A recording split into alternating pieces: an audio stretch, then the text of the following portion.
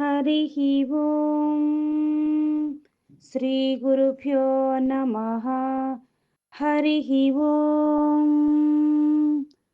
వాక్య విభూతి అనే శీర్షికలో భగవాన్ శ్రీ సత్యసాయి బాబా వారి ఉపదేశము తెలుసుకుందాం. సాయి శరణం, బాబా శరణం. మనస్సును వశం చేసుకుంటే సర్వేంద్రియములు మనకు వశమవుతాయి. మనస్సు యొక్క తత్వాన్ని మనం గుర్తించుకుంటే మహత్తరమైన తత్వము మనలో ఆవిర్భవిస్తుంది. నేత్రము మనకు ఒక ఇంద్రియముగా కనబడుతున్నది. నోరు ఒక ఇంద్రియముగా గోచరిస్తున్నది. చెవి ఒక ఇంద్రియముగా కనిపిస్తున్నది. జాగ్రత్త అవస్థలో కన్నులు చూస్తున్నాయి.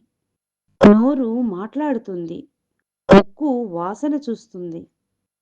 స్వప్నావస్థలో నేత్రము గాని, శ్రోత్రము గాని, ముక్కు గాని ఏవి కదలటం లేదు.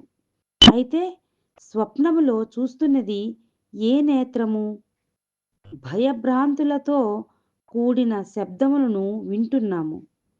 ఆ శబ్దాలను ఎవరు వింటున్నారు?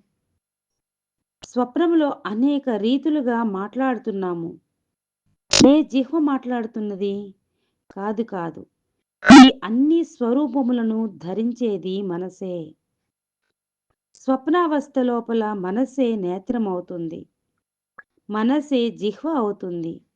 మనసే అన్ని ఆకారములను ధరిస్తుంది. ఇంద్రియములు స్వప్నావస్థలో పనిచేయటం లేదు.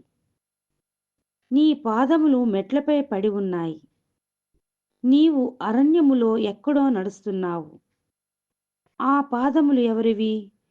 నీ పాదములు స్వప్నములో నడవటము లేదు. అక్కడ మనస్సే సర్వస్వరూపములను ధరిస్తున్నది. కనుకనే మనోమూలం మిదం జగత్ అని అన్నారు. జగత్తంతా మనస్సు యొక్క స్వరూపమే. ఈ మనస్సును సక్రమమైన మార్గములో పెట్టినప్పుడు సర్వేంద్రియములు సులభముగా వశమైపోతాయి. కనుకనే మనస్సును మనము వశము చేసుకుంటే సర్వేంద్రియములు మనకు వశమవుతాయి. చెట్ల వేళ్లకు మనము నీరు పోస్తే కొమ్మలకు, ఆకులకు అన్నిటికీ ఆ నీరు చేరుతుంది. ఓం శ్రీ సాయిరాం.